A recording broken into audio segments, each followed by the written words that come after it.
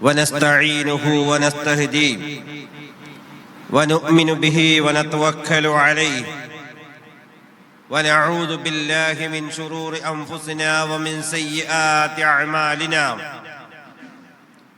من يهده الله فلا مضل له ومن يضلله فلا هادي له أشهد أن لا إله إلا الله وحده لا شريك له وأشهد أن محمدًا عبده ورسوله أرسله بالهدى ودين الحق ليظهره على الدين كله وكفى بالله شهيدا اللهم صل على محمد وعلى آل محمد كما صليت على إبراهيم وعلى آل إبراهيم إنك حميد مجيد اللهم بارك على محمد وعلى آل محمد كما باركت على إبراهيم وعلى آل إبراهيم إنك حميد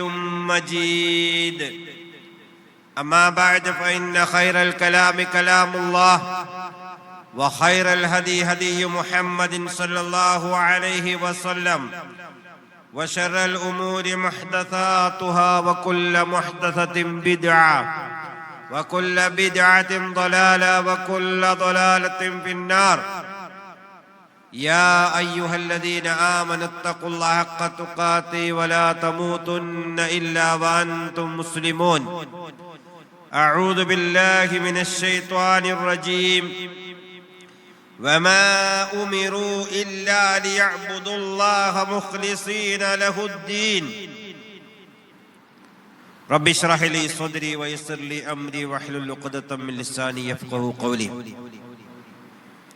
സത്യവിശ്വാസി വിശ്വാസിനികളെ, സർവ്വലോകരക്ഷിതാവായ സർവശക്തനായ അല്ലാഹു സുബ്ഹാനഹു വ തആലയെ ജീവിതത്തിന്റെ എല്ലാ സമയത്തും സൂക്ഷിക്കുകയും അന്ത്യപ്രവാചകൻ മുഹമ്മദ് മുസ്തഫ സല്ലല്ലാഹു അലൈഹി വസല്ലം അവിടുത്തെ ജീവിതത്തിൽ കാണിച്ചു തന്ന ഉത്തമമായ മാതൃക അത് കഴിവിന്റെ പരമാവധി ജീവിതത്തിൽ അനുവർത്തിക്കുകയും അതിനിടയിൽ അള്ളാഹുവിന്റെ വിധിയാകുന്ന മരണം ഏത് രൂപത്തിൽ എവിടെ വെച്ച് എപ്പോൾ എങ്ങനെ നമ്മെ പിടികൂടിയാലും റബ്ബ് സുബ്ഹാനഹു വ തആല അവൻ അനുഗ്രഹിച്ച അവന്റെ അടിമകൾക്കായി ഒരുക്കിയ സ്വർഗത്തിലെ ഏറ്റവും ഉന്നതമായ ജന്നാത്തുൽ ഫിർദൗസിൽ പ്രവേശിക്കാൻ പ്രാപ്തമാകുന്ന വിധം, യോഗ്യത നേടുന്ന വിധം ജീവിതത്തിന്റെ ഓരോ നിമിഷങ്ങളെയും ശ്രദ്ധയോടുകൂടി കൈകാര്യം ചെയ്യണേ എന്ന് ആദ്യം ഞാൻ എന്നോടും അതോടൊപ്പം നിങ്ങൾ ഓരോരുത്തരോടും ഉപദേശിക്കുകയാണ്, വസിയത്ത് ചെയ്യുകയാണ്.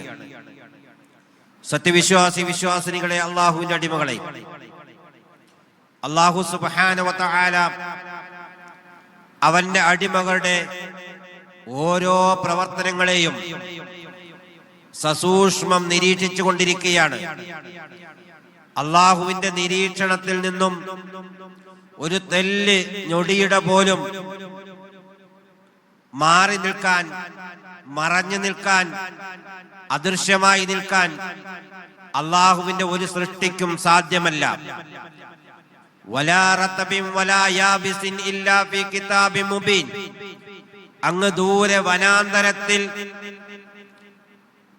ഒരു മരത്തിന്റെ കൊച്ചു ഇല പൊഴിഞ്ഞു വീഴുന്നത് പോലും അല്ലാഹു സുബ്ഹാനഹു വ തആല കൃത്യമായി കാണുകയും അറിയുകയും രേഖപ്പെടുത്തുകയും ചെയ്യുന്നവനാണ് നമ്മുടെ പടച്ച തമ്പുരാനെന്ന് വിശ്വാസികളെ നമുക്ക് എപ്പോഴും ബോധവും ബോധ്യവും ഉണ്ടാകണം.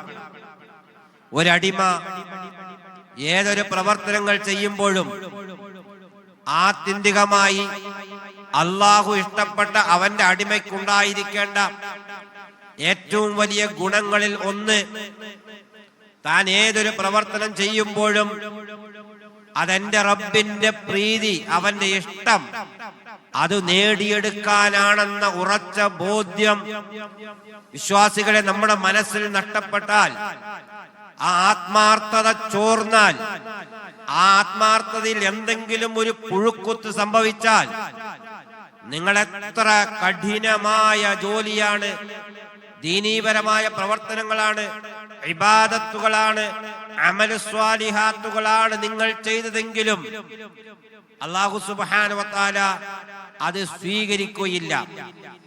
നിങ്ങളൊരു കൊച്ചു പ്രവർത്തനം ചെയ്തു, വളരെ നിസ്സാരമെന്ന് തോന്നിക്കുന്ന ചെറിയൊരു പ്രവർത്തനം. ആ പ്രവർത്തനം നിങ്ങൾ വളരെ ആത്മാർത്ഥമാണ് എങ്കിൽ ആ പ്രവർത്തനം അല്ലാഹുവിനടുക്കൽ വലിയ മഹത്തായ പ്രവർത്തനമാണ്.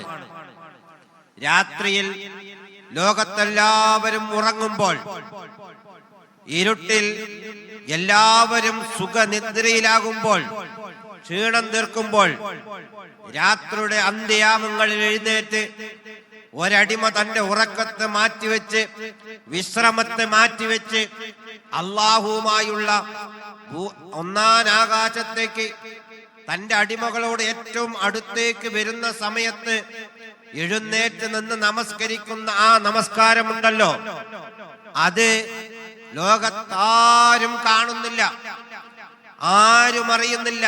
ഞാനും എന്റെ പടച്ച തമ്പുരാനും മാത്രമേ അറിയുന്നുള്ളൂ. എങ്കിലും എന്റെ റബ്ബ് മാത്രമേ അറിയുന്നുള്ളൂ.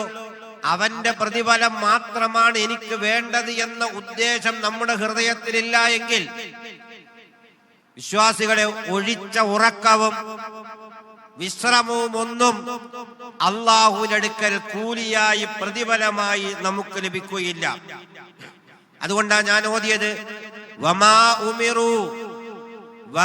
ഉമിറു, നിങ്ങളോട് കൽപ്പിക്കുകയാണ്, നമ്മളോട് കൽപ്പിക്കുകയാണ്, ഇല്ലാ ലിയഅ്ബുദുല്ലാഹ്, നിങ്ങളുടെ ഇബാദത്തുകൾ മുഖ്ലിസീന ലഹുദ്ദീൻ, പടച്ച തമ്പുരാന് പൂർണ്ണമായും തൃപ്തികരമായി ആത്മാർത്ഥമായി അവന്റെ പ്രതിഫലം മാത്രം ആഗ്രഹിച്ചുകൊണ്ട്, അവന്റെ വജ്ഹ് ആഗ്രഹിച്ചുകൊണ്ട് ചെയ്യാൻ നിങ്ങളോട് അല്ലാഹു കൽപ്പിച്ചിരിക്കുന്നു.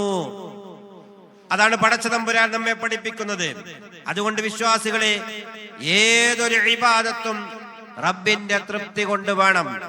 عن أبي أمامة الباهلي قال قال رسول الله صلى الله عليه وسلم إن الله لا يقبل من العمل إلا ما كان له خالصا ويبتغي به وجهه.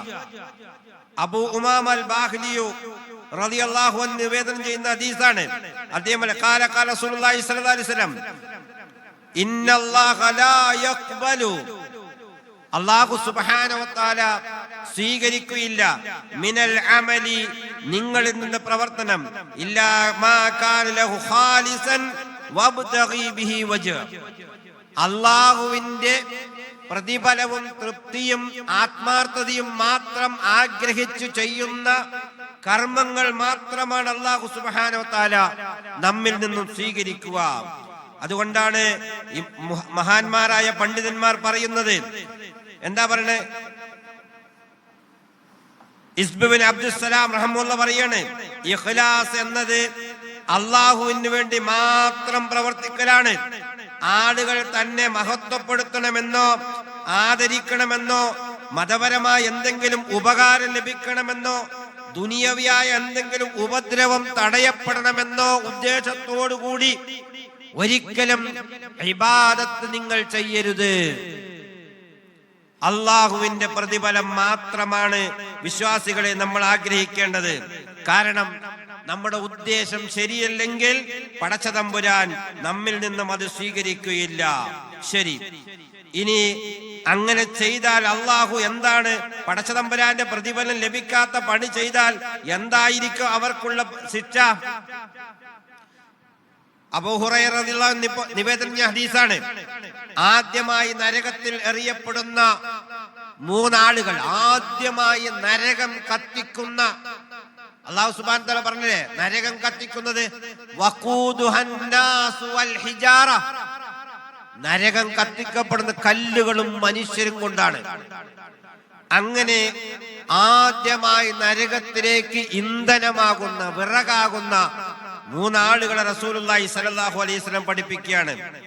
അന്നല്ലാഹു തബാറക വ തആല ഇദാ കാന യൗമൽ ഖിയാമത്തി യൻസിലു ഇലൽ ഇബാദി ليقضي بينهم وكل أمة جاثية فأول من يدعو به رجل جمع القرآن ورجل قتل في سبيل الله ورجل كثير المال.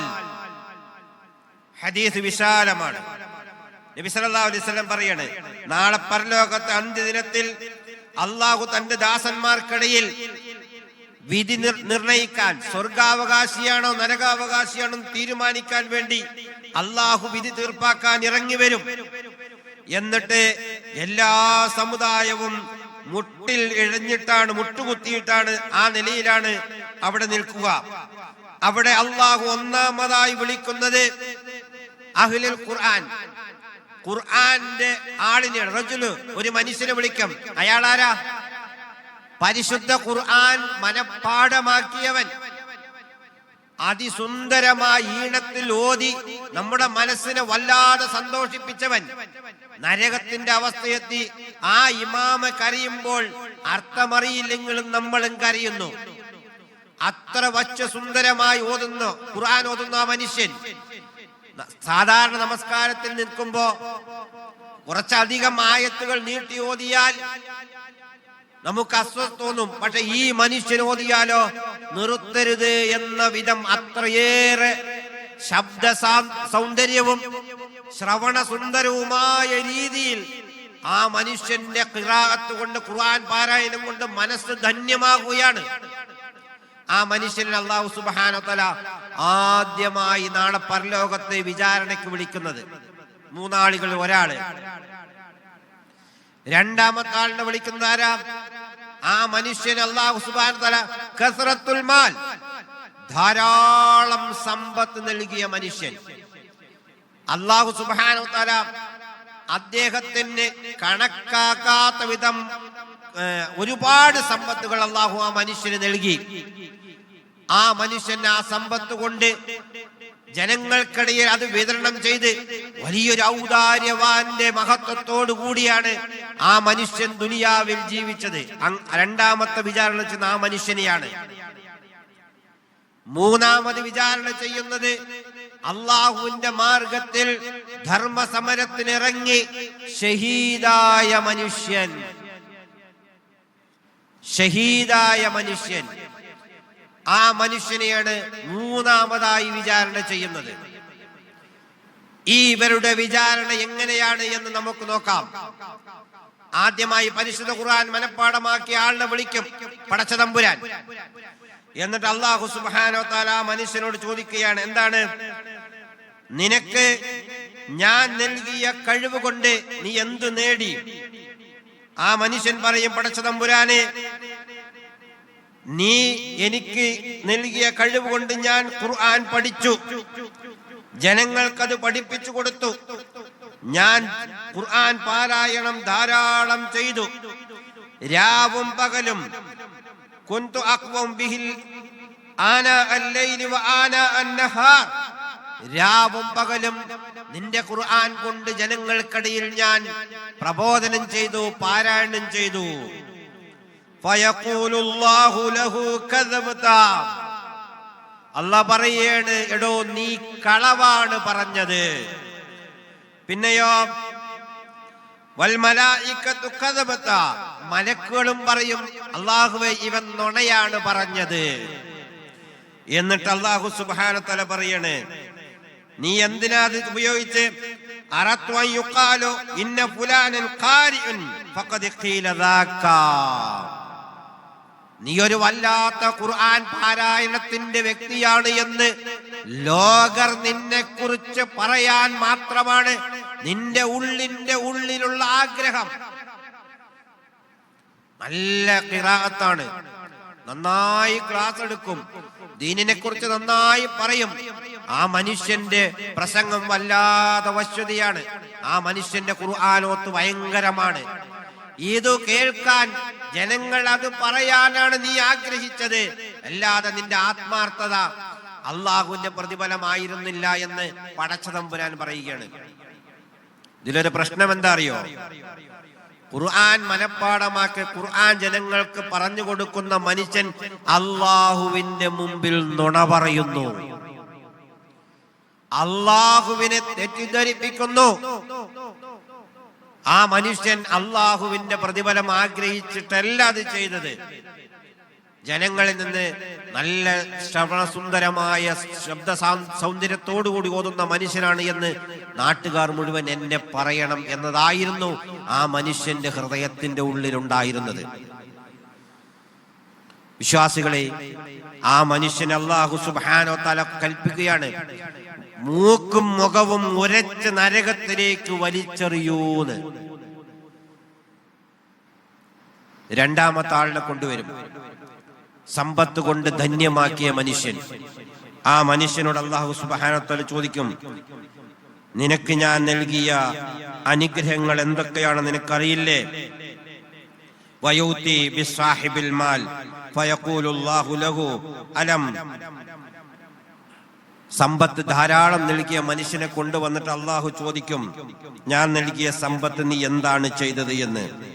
ആ മനുഷ്യൻ പറയും, പടച്ച തമ്പുരാനെ, ആ സമ്പത്ത് ജനങ്ങൾക്ക് മുഴുവൻ ഞാൻ വിതരണം ചെയ്ത്, എന്റെ വീട്ടിന്റെ വാതിൽ വന്ന് മുട്ടിയ ഒരാളെയും ഞാൻ വെറുതെ പറഞ്ഞയക്കാത്ത വിധം നീ നൽകിയ സമ്പത്ത് മുഴുവൻ ധാരാളം വിതരണം ചെയ്ത്, സദഖയും സക്കാത്തും ദാനധർമ്മങ്ങളും കൊണ്ട് ഞാൻ നീ നൽകിയ അനുഗ്രഹത്തിന് ജനങ്ങൾക്കിടയിൽ വിതരണം ചെയ്തു എന്ന് ആ മനുഷ്യൻ പടച്ച തമ്പുരാനോട് പറയും. അല്ലാഹു സുബ്ഹാനഹു തന്നെ, കദബത, നീ കളവാണ് പറഞ്ഞത്, നീ വലിയ ഔദാര്യവാനാണ് എന്ന് ജനങ്ങൾ പറയണം.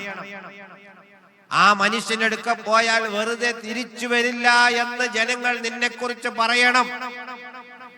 ആ മനുഷ്യനെ കാണുമ്പോൾ അയാൾക്ക് നൽകിയ സമ്പത്ത് പിശുക്കി വെച്ചിട്ടില്ല, ധാരാളം ഔദാര്യം നൽകുന്ന ഒരു മനുഷ്യനാണ് എന്ന് ജനങ്ങളുടെ വായിൽ നിന്നും കേൾക്കാനാണ് നിന്റെ ഉള്ളിൽ നീ ആഗ്രഹിച്ചത്. അല്ലാഹ് പറയും നീ കളവാണ് എന്ന്. മലക്കുകളും പറയും, അതേ പടച്ചോനെ, അയാൾ കളവാണ് പറഞ്ഞത്. അല്ലാഹു സുബ്ഹാനഹു വ തആല നോക്കൂ, ഇഖ്ലാസ് ഇല്ലാത്ത ആ മനുഷ്യൻ പടച്ച തമ്പുരാന്റെ മുന്നിൽ കളവ് പറയുന്നു.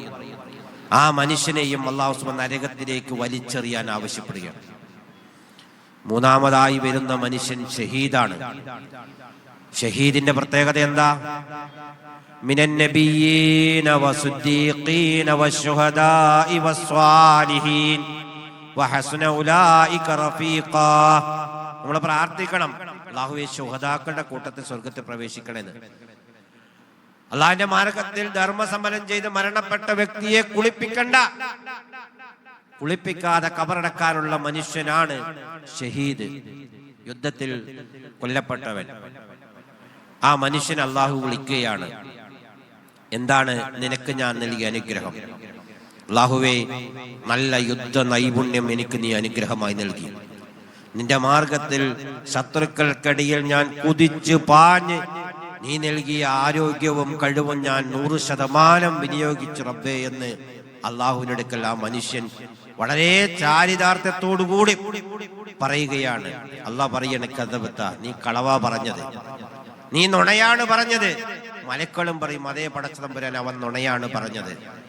നീ ഒരു ധീരനാണ്, നീ ഒരു ശുജാ, നീ ഒരു ധീരനാണ്. അയാൾ വല്ലാത്തൊരു സംഭവമാണ്.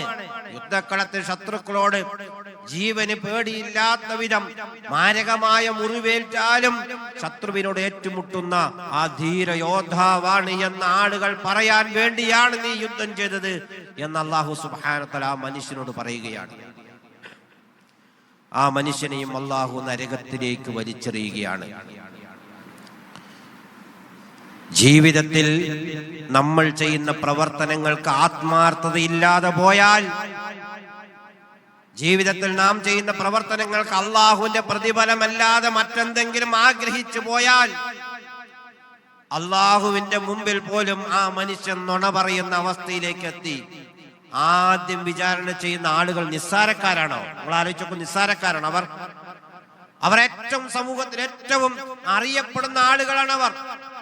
ജനങ്ങൾക്ക് മുമ്പിൽ ഭയങ്കരമായ ഒന്നാമത് സ്വർഗത്തിൽ പോകുന്നു എന്ന് വിചാരിച്ച നമ്മൾ, അയാൾ എന്തായാലും സ്വർഗത്തിലാണ്, അയാൾ എന്തായാലും സ്വർഗത്തിൽ പ്രവേശിക്കുന്നത് അത്രയേറെ ഖുർആൻ കൊണ്ടും മറ്റൊരാൾ സമ്പത്ത് കൊണ്ടും അതുപോലെ തന്നെ വേറൊരാൾ അള്ളാഹുവിന്റെ മാർഗത്തിലും അടരാടിയ മനുഷ്യരാണ്. അവർ സ്വർഗത്തിൽ തീർച്ചയായും പോകുമെന്ന് നമ്മൾ വിശ്വസിച്ചു. പക്ഷേ മനുഷ്യന്റെ മനസ്സറിയുന്ന, അവന്റെ ഉദ്ദേശങ്ങൾ അറിയുന്ന, മനസ്സിന്റെ ആഗ്രഹം അറിയുന്ന പടച്ച തമ്പുരാൻ പറയുകയാണ് അവന്റെ ഉദ്ദേശം തെറ്റായിരുന്നു എന്ന്. എന്നിട്ട് നരകത്തിലേക്ക് അല്ലാഹു സുബ്ഹാനഹു വ തആല ആ 3 പേരെയും വലിച്ചെറിയുകയാണ്. പിന്നീട് റസൂലുള്ളാഹി സ്വല്ലല്ലാഹു അലൈഹി വസല്ലമ തന്റെ കാൽമുട്ടിൽ തട്ടിക്കൊണ്ട് പറഞ്ഞു, അബൂ ഹുറൈറ പറയാണ്, എന്താ പറഞ്ഞത്? അബൂ ഹുറൈറ, അന്ത്യനാളിൽ നരകം കത്തിക്കപ്പെടുന്ന അള്ളാഹുവിന്റെ സൃഷ്ടികളിൽ ആദ്യത്തെ ആളുകൾ ഈ 3 കൂട്ടരാണ്. നഊദു ബില്ലാഹ്. അള്ളാഹുവിനോട് ഞാൻ നിങ്ങളും അഭയം പ്രാപിക്കുക. നമ്മൾ അള്ളാഹുവിന്റെ ഈ ഭവനത്തിന് വേണ്ടി ഒരു നന്മ ചെയ്തു എന്ന് വിചാരിക്കുക, ഒരുപാട് സൽക്കർമ്മങ്ങൾ നമ്മൾ ചെയ്തു എന്ന് വിചാരിക്കുക.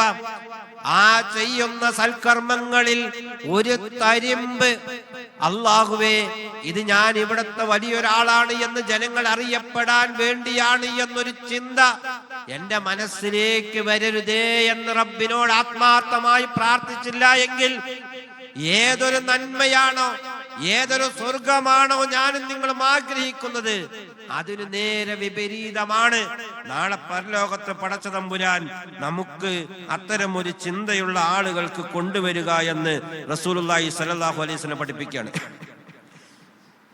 ഏറ്റവും കൂടുതൽ ഭയപ്പെടേണ്ടത് ശിർക്കുൽ അസ്ഗർ എന്നാണ് റസൂലുള്ളാഹി സ്വല്ലല്ലാഹു അലൈഹി വസല്ലം പറയുന്നത്. ഇന്ന അഖ്വഫ മാ അഖാഫു അലൈക്കും അശ്ശിർക്കുൽ അസ്ഗർ. മനുഷ്യരെ, നിങ്ങളിൽ ഏറ്റവും ഞാൻ ഭയപ്പെടുന്നത് ഗോപ്യമായ രഹസ്യമായ ശിർക്ക് എന്നാണ് നബി സല്ലല്ലാഹു അലൈഹി വസല്ലം. വമാ ശിർക്കുൽ അസ്ഗർ യാ റസൂലല്ലാഹ്, എന്താണ് അല്ലാഹുവിന്റെ റസൂലേ ഈ ശിർക്കുൽ അസ്ഗർ, ഗോപ്യമായ ശിർക്ക് എന്ന് പറഞ്ഞാൽ? ഖാല അരിയാ, അത് ലോകമാന്യതയാണ്. എന്താണ്? ആ മനുഷ്യൻ ചെയ്യുന്നത് മുഴുവൻ ജനങ്ങൾക്കിടയിൽ ഞാനൊരു സംഭവമാണ് എന്ന് അറിയാൻ വേണ്ടിയാണ്.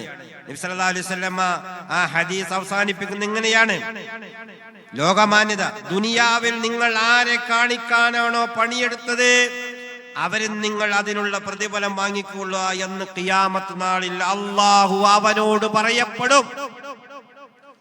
നീ എന്റെ കൂലിയാണ് ആഗ്രഹിച്ച് ഞാൻ നിനക്ക് തരുമായിരുന്നു.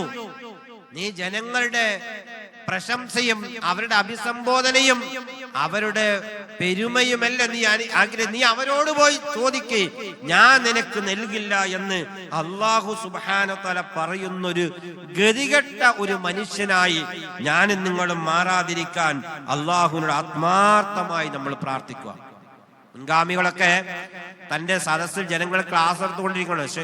ഒരു ഉസ്താദ് അപ്പോൾ തന്റെ ശിഷ്യന്മാർ ആ ക്ലാസ് ഇങ്ങനെ ശ്രദ്ധിച്ചുകൊണ്ടിരിക്കുകയാണ്. അതിനിടെ ഉസ്താദ് ആ നിലത്തുള്ള എന്തോ ഒരു സാധനം എടുത്ത് കീശലിട്ടു, തന്റെ പോക്കറ്റിലിട്ടു.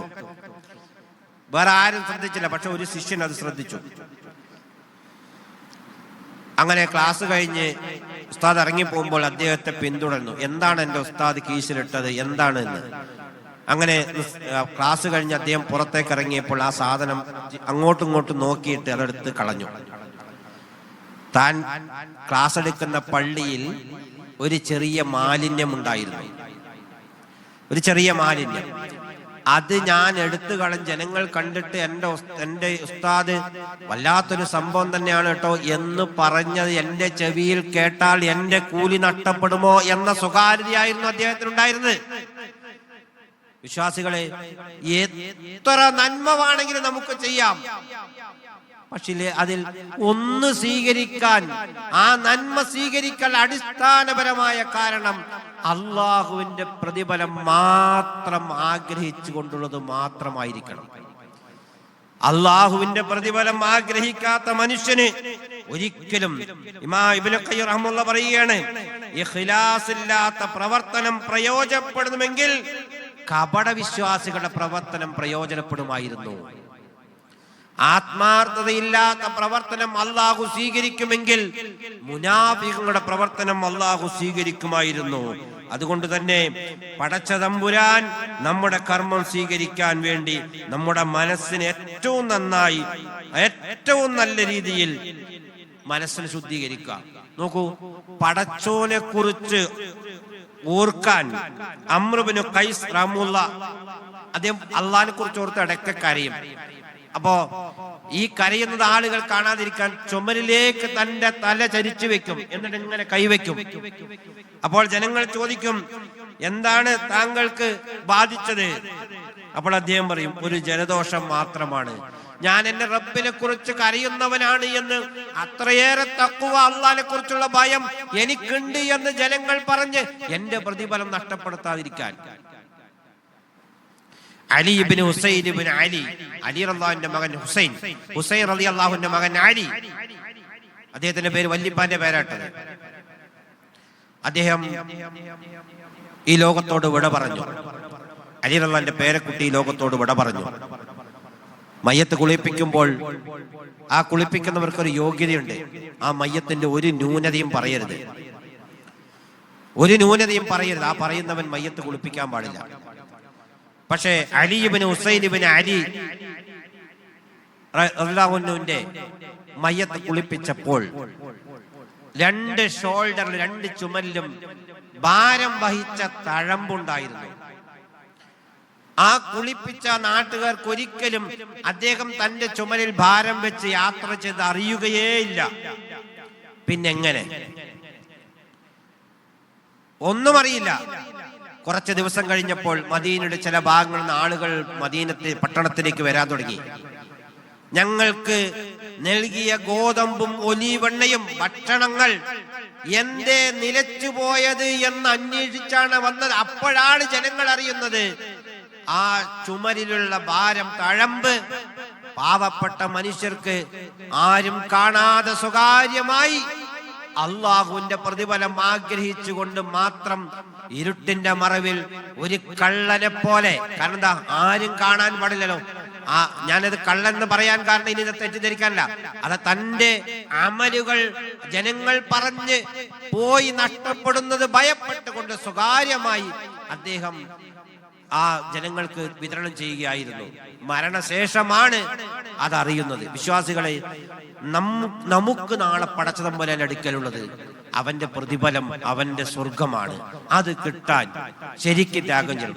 ഈ ഇരിക്കുന്ന നമ്മൾ ഓരോരുത്തരും, ഈ നിൽക്കുന്ന ഞാനും, ഇവിടെ ചെയ്യുന്ന ഓരോ സൽക്കർമ്മങ്ങളും, ഓരോ ഇബാദത്തുകളും, റമദാനിൽ ചെയ്ത നോമ്പും എല്ലാം നാളെ പടച്ചതമ്പുരാന്റെ അടുക്കൽ പറയുമ്പോൾ അല്ലാഹ് പറയും, നീ നുണയാണ് പറഞ്ഞത്, നീ ചെയ്ത കർമ്മങ്ങളെല്ലാം ജനങ്ങൾക്കിടെ നീ അറിയപ്പെടാൻ വേണ്ടിയാണ് എന്ന ഒരു വാക്ക് റബ്ബ് നമ്മോട് പറഞ്ഞ് നമ്മെ നരകത്തിലേക്ക് വലിച്ചെറിയുന്ന ഒരു ഗതികേട് വരാതിരിക്കാൻ എല്ലാ കർമ്മങ്ങൾ ചെയ്യുമ്പോഴും റബ്ബനാ തഖബ്ബൽ മിന്നാ ഇന്നക അൻതസ് സമീഉൽ അലീം, ഞങ്ങൾ ഇന്ന് റബ്ബേ ഇത് സ്വീകരിക്കണേ എന്ന് കരഞ്ഞ് മനമുരുകി ഒറ്റയ്ക്കിരുന്ന് റബ്ബിനോട് പ്രാർത്ഥിക്കാൻ നമുക്ക് കഴിയണം. എത്രയോ ഇബാദത്തുകൾ ചെയ്യാം, പക്ഷേ സ്വീകരിക്കുന്ന ഇബാദത്തുകൾ എത്ര എണ്ണമുണ്ട് എന്ന് നമ്മൾ അള്ളാഹുവിനോട് ഭയപ്പെടണം. അള്ളാഹു നമ്മുടെ ഇബാദത്ത് സ്വീകരിക്കാൻ നമ്മുടെ ഇഖ്ലാസ്, നമ്മുടെ ആത്മാർത്ഥത അത് ശക്തമായി വേണം എന്നാണ് അള്ളാഹു സുബ്ഹാനഹു നമ്മെ പഠിപ്പിക്കുന്നത്. ഇഖ്ലാസോടുകൂടി റബ്ബിനെ ഇബാദത്ത് ചെയ്യുന്നവരുടെ കൂട്ടത്തിൽ അള്ളാഹു നമ്മെ ഉൾപ്പെടുത്തി അനുഗ്രഹിക്കുമാറാകട്ടെ. അൽഹംദുലില്ലാഹി റബ്ബിൽ ആലമീൻ വൽ ആഖിബത്തു ലിൽ മുത്തഖീന വലാ ഉദ്വാന ഇല്ലാ അലൽ സാലിമീൻ. വിശ്വാസിനികളെ, അള്ളാഹു സുബ്ഹാനഹു വ തആലയെ ജീവിതത്തിന്റെ എല്ലാ സമയത്തും സൂക്ഷിക്കണമെന്ന് ഒരിക്കൽ കൂടി എന്നോടെന്ന പോലെ നിങ്ങളോട് ഉപദേശിക്കാൻ ഉണർത്തുകയാണ്. ദുർബലരായ അടിമകളാണ് നമ്മൾ. തിന്മകളും ചാബല്യങ്ങളും തെറ്റുകളും ഒക്കെ വശീകരിക്കപ്പെടുന്ന, സ്വാധീനിക്കപ്പെടുന്ന ഒരു മനസ്സും ജീവിതവുമാണ് നമുക്ക് ചുറ്റുമുള്ളത്.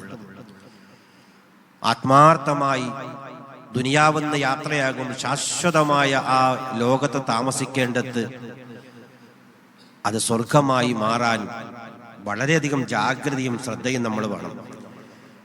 ഫുളൈൽ ഇബ്നു ഇയാദ് റഹ്മത്തുള്ളാഹി തന്റെ മകനായ അലി പിതാവിനോട് പറഞ്ഞു, എന്റെ പിതാവേ, മുഹമ്മദ് നബി സല്ലല്ലാഹു അലൈഹി സഹാബിയുടെ സംസാരം എത്ര മധുരതരമാണ്. ഫുളൈൽ ഇബ്നു ഇയാദ് റഹ്മത്തുള്ളാഹി പറഞ്ഞു, എന്റെ കുഞ്ഞുമകനെ, അത് മധുരമുള്ള ആകാൻ കാരണം നിനക്കറിയുമോ? ഉമ്മൻ പറഞ്ഞു, ഇല്ല. അദ്ദേഹം പറഞ്ഞു, കാരണം അവർ അത് മുഖേന അള്ളാഹുവിനെയാണ് ലക്ഷ്യം വെച്ചത്. ഒരു സംസാരത്തിൽ പോലും മാധുര്യമുണ്ടാകുന്ന വിധം എന്റെ വാക്കിൽ എന്തെങ്കിലും ഒരു മോശം വന്ന് അള്ളാഹുവിന്റെ പ്രതിഫലവും പടച്ചതമ്പുരാന്റെ അനുയായിയെ കുറിച്ച് ചീത്തയും ഉണ്ടാകരുത് എന്ന ആഗ്രഹവും ഇഖ്ലാസ് അവർക്കുണ്ടായിരുന്നു. വിശ്വാസികളെ, ഇഖ്ലാസ് നമുക്ക് ഏറ്റവും ശക്തമാണ് എങ്കിൽ തിന്മകൾ വരാതെ നമ്മെ സംരക്ഷിക്കാൻ കഴിയും. എത്ര വരെ ഒരു സുന്ദരിയായ ഒരു പെണ്ണ് തെറ്റിന് നമ്മളെ കീഴൊതുക്കാൻ ശ്രമിച്ചാലും അല്ലാഹു സുബ്ഹാനഹു വ തആല അവിടെ നമ്മളെ സംരക്ഷിക്കും. അതാണ് യൂസഫ് നബി അലൈഹിസ്സലാമിന്റെ ചരിത്രം പറയുന്നത്. ഇന്നഹു മൻ ഇബാദിനൽ മുഖ്ലസീൻ. യൂസഫ് നബി അലൈഹിസ്സലാം എന്റെ അടിമ അള്ളാഹുവിന് ഭയപ്പെട്ടവരായിരുന്നു. അവർ യൂസഫ് നബി അലൈഹിസ്സലാം ഏതൊരുവളുടെ വീട്ടിലാണോ അവൾ അവന് വശീകരിക്കാൻ ശ്രമം നടത്തി. വാതിലുകൾ അടച്ചു. എന്നിട്ടോ അവൾ പറഞ്ഞു, ഇങ്ങോട്ട് വന്നു. യൂസഫ് നബി അലൈഹിസ്സലാം അല്ലാഹുവിൽ അഭയം പ്രാപിച്ചു. എന്നിട്ട് അല്ലാഹു ആയത്ത് അവസാനിപ്പിക്കുന്നത് ഇന്നഹു മിൻ ഇബാദിനൽ മുഖ്ലസീൻ. കാരണം അവൻ നിശ്ചയമായും ആത്മാർത്ഥതയുള്ള മനുഷ്യനായിരുന്നു എന്ന്. തിന്മകളിൽ വിട്ടുനിൽക്കാൻ യൂസഫ് നബി അലൈഹിസ്സലാമിനെ സഹായിച്ചത് ഇഖ്ലാസ് ആയിരുന്നു. സുന്ദരിയായ രാജ്ഞിയുടെ വശീകരണത്തെക്കാൾ അവിഹിതമായ കാര്യങ്ങളിൽ പ്രലോഭിക്കുന്നതിനേക്കാൾ അദ്ദേഹം ഇഷ്ടപ്പെട്ടത് അള്ളാഹുവിനെ കുറിച്ചുള്ള ഭയത്തെയായിരുന്നു. ആ വശീകരിച്ച സ്ത്രീയുടെ സൗന്ദര്യത്തെക്കാൾ റബ്ബിനെ വല്ലാതെ ഇഷ്ടപ്പെട്ട ഒരു മനുഷ്യനായിരുന്നു യൂസഫ് നബി അലൈഹിസ്സലാം. അതുകൊണ്ടാണ് അല്ലാഹു സുബ്ഹാനഹു വ തആല പറഞ്ഞത്, അസീസിന്റെ ഭാര്യയുടെ സൗന്ദര്യത്തെക്കാളും കുലീനതയെക്കാളും യൂസഫ് നബി അലൈഹിസ്സലാമിന് ഇഷ്ടമായത് അള്ളാഹുവിനെ കുറിച്ചുള്ള തഖ്വയായിരുന്നു, ഇഖ്ലാസ് ആയിരുന്നു. വിശ്വാസികളെ, ആത്മാർത്ഥതയുണ്ട് എങ്കിൽ തെറ്റുകളിൽ നിന്ന് കുറ്റങ്ങളിൽ നിന്ന് വിട്ടുനിൽക്കാൻ അള്ളാഹു നമ്മെ സഹായിക്കുമെന്ന വലിയൊരു ചരിത്രമാണുള്ളത്. ഇതേപോലെ 3 ആളുകൾ ആപത്തിന് രക്ഷപ്പെട്ട സംഭവം നമ്മൾ കേട്ടിട്ടുണ്ട്. വളരെ ചുരുക്കം പറയുകയാണ്. 3 ആളുകൾ യാത്ര പോയി ഒരു ഗുഹയിൽപ്പെട്ടതൊക്കെ നമ്മൾ പലപ്പോഴും കേട്ടതാണ്.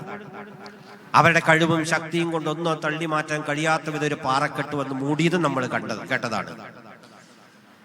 അവസാനം അവർ പ്രാർത്ഥിച്ചത് എന്താ? ആത്മാർത്ഥമായി അള്ളാഹുവിന്റെ പ്രതിഫലം ആഗ്രഹിച്ച് ചെയ്ത വല്ല കർമ്മങ്ങളും ഉണ്ടോ എന്നായിരുന്നു അവർ അന്വേഷിച്ചത്. അതിൽ ഒരുത്തൻ പ്രാർത്ഥിച്ചത്, പടച്ചോനെ, വയസ്സായ ഉമ്മയും ഉപ്പയും എനിക്കുണ്ട്, ഞാൻ അവർക്ക് ഭക്ഷണം കൊടുത്തിട്ടേ എൻ്റെ ഭാര്യയ്ക്കും മക്കൾക്കും കൊടുക്കുകയുള്ളൂ. അദ്ദേഹത്തിന് വല്ലാത്തൊരു ബോധ്യമായിരുന്നു. നമുക്ക് തോന്നാം, എന്തിന് വയസ്സായ കുഞ്ഞുങ്ങളെക്കാൾ ദേഷ്യവും അതുപോലെ തന്നെ പെരുമാറുന്ന എൻ്റെ ഉമ്മാന്റെയും ഉപ്പാന്റെയും വയറും മനസ്സും നിറച്ച ശേഷമേ ഞാൻ എൻ്റെ പിഞ്ചു കുട്ടികൾക്ക് എൻ്റെ ഭാര്യയ്ക്ക് ഞാൻ കൊടുത്തിരുന്നുള്ളൂ. ഞാൻ ഒരു ദിവസം പാലും കൊണ്ട് വരുമ്പോൾ അവർ ഉറങ്ങിപ്പോയി. പക്ഷേ എൻ്റെ എല്ലാ ദിനചര്യയിലും ഞാൻ തീരുമാനിച്ചത് എൻ്റെ ഉമ്മാക്കും വാപ്പാക്കും കൊടുത്തിട്ടേ ഉള്ളൂ എന്നുള്ളതായിരുന്നു. എൻ്റെ കുട്ടികൾ തളർന്നുറങ്ങി, എൻ്റെ ഭാര്യ ഉറങ്ങി, ഞാൻ എൻ്റെ ഉമ്മയിപ്പോൾ എഴുന്നേൽക്കുന്നവരെ പാല് കൊണ്ട് അവിടെ കാത്തിരുന്നു. അവർ എഴുന്നേറ്റ് അവർ കുടിപ്പിച്ച ശേഷമാണ് ഞാൻ എൻ്റെ മക്കൾക്ക് കൊടുത്തത്. അല്ലാഹുവേ, വഖലാ റബ്ബുക അല്ലാ തഅബുദു ഇല്ലാ ഇയ്യാഹു വബിൽ വാലിദൈനി ഇഹ്സാന ഇമ്മാ യബ്ലുഗന്ന ഇൻദകൽ കിബ്രി അഹ്ദഹുമാ ഔ കിലാഹുമാ. സൂറത്ത് ആഹിൽ ആയത്താണ്. വാർദ്ധക്യത്തിൽ എൻ്റെ ഉമ്മാക്കും പാപ്പാക്കും ചെയ്യേണ്ട കാര്യത്തെക്കുറിച്ച്. അല്ലാഹുവേ, ഞാൻ അത് ചെയ്ത് നിന്റെ പ്രതിഫലം മാത്രം ആഗ്രഹിച്ചിട്ടാണ്. ആപത്ത് നീക്കണ റബ്ബേ.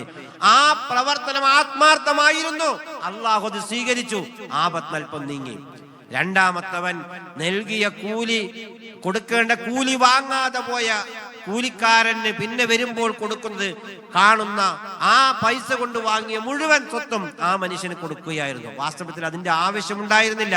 എന്താണോ അന്നത്തെ കൂലി അത് അന്ന് കൊടുത്താൽ മതിയായിരുന്നു. പക്ഷേ ആ യജമാനൻ പറഞ്ഞത്, നിന്റെ ബാക്കി വെച്ച കൂലി കൊണ്ടാണ് ഈ സാധനങ്ങളൊക്കെ പെരുപ്പിച്ചിട്ട് നീ മുഴുവൻ എടുത്തോ, എനിക്ക് ഹലാലായത് മതി, ഹറാമായതൊന്നും വേണ്ട. അല്ലാഹുവേ, നിന്റെ പ്രതിഫലം ആഗ്രഹിച്ചിട്ടാണ് റബ്ബേ ഞാൻ ആ ചെയ്തത്, അല്ലെങ്കിൽ അവന്റെ അന്നത്തെ കൂലി മാത്രം കൊടുത്താൽ മതി, ഇതൊക്കെ ഞാൻ അവന് കൊടുത്തത് നിന്റെ പ്രതിഫലം. ആപത്ത് അല്ലാഹ് അല്പം രക്ഷപ്പെട്ട്. മൂന്നാമത് യൂസഫ് നബി അലൈഹിസ്സലാം ചരിത്രം പറഞ്ഞില്ലേ, ജീവിതത്തിൽ ഒരു തന്റെ കുടുംബത്തിൽപ്പെട്ട സഹോദരിക്ക് അത്യാവശ്യമായ സാമ്പത്തിക സഹായം അല്ലെങ്കിൽ ഒരു ഉപകാരം വേണം.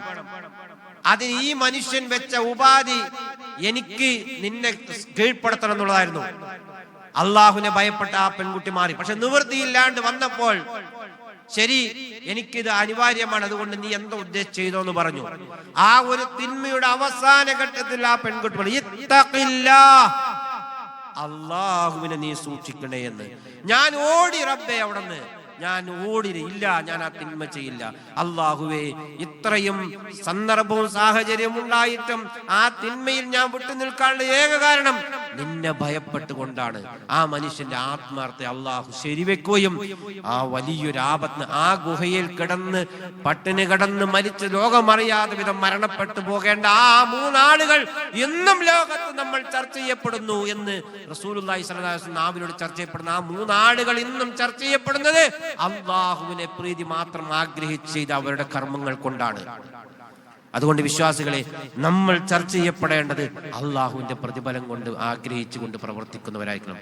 നേരത്തെ നരകത്തിലേക്ക് എഴുതുന്ന ആദ്യത്തെ 3 ആളുകൾ ചർച്ച ചെയ്യപ്പെടുന്നത് അവരുടെ ആത്മാർത്ഥത തെറ്റിയത് കൊണ്ടാണ്. ഇതിലേതാണ് എന്റെ ജീവിതത്തിൽ എനിക്ക് ആവശ്യം തിരഞ്ഞെടുക്കാൻ എന്നത് ആലോചിച്ച് ഓരോ കർമ്മങ്ങൾ ചെയ്യുമ്പോഴും, അത് തന്റെ കുടുംബത്തിലായാലും നാടിനായാലും അള്ളാഹുവിന്റെ പള്ളിക്കായാലും ഓരോ പ്രവർത്തനം ചെയ്യുമ്പോഴും പടച്ചതമ്പുരാനെ, ഇതെനിക്കെതിരായി വരുന്നൊരു കർമ്മമായി മാറരുത് റബ്ബേ എന്ന് ആത്മാർത്ഥമായി റബ്ബിനോട് പ്രാർത്ഥിച്ച് നമ്മുടെ ഇഖ്ലാസ് കുറച്ചുകൂടി ശക്തമാക്കി നന്നാക്കി അള്ളാഹിന്റെ പ്രതിഫലം ആഗ്രഹിച്ചുകൊണ്ട് പ്രവർത്തി ജീവിക്കാൻ എല്ലാവരും പരിശ്രമിക്കൂ. അള്ളാഹുവിനുള്ള തൗഫീഖ്, ഈമാൻ, ഇഖ്ലാസ് എല്ലാം നമുക്ക് പ്രദാനം ചെയ്യുമാറാകട്ടെ.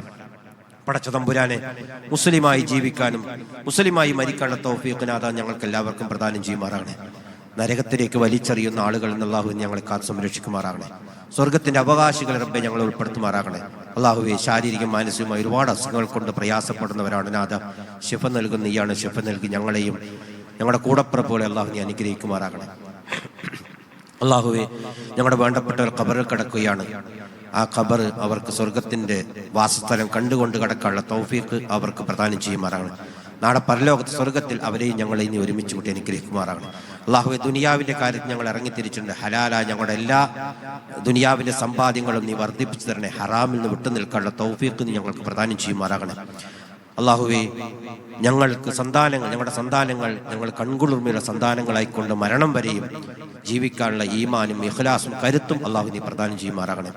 اللهم اعز الاسلام والمسلمين اللهم اعز الاسلام والمسلمين اللهم دمر اعداءك اعداء الدين اللهم انصر المسلمين في كل مكان اللهم انصر المسلمين في كل مكان اللهم انصر المسلمين في كل مكان اللهم دمر اعداءك اعداء الدين ربنا تقبل منا انك انت السميع العليم وتب علينا انك انت التواب الرحيم ربنا هب لنا من ازواجنا وذرياتنا قرة اعين واجعلنا للمتقين اماما ربنا آتنا في الدنيا حسنة وفي الآخرة حسنة وقنا عذاب النار وصلى الله عليه وعلى آله وصحبه والحمد لله رب العالمين.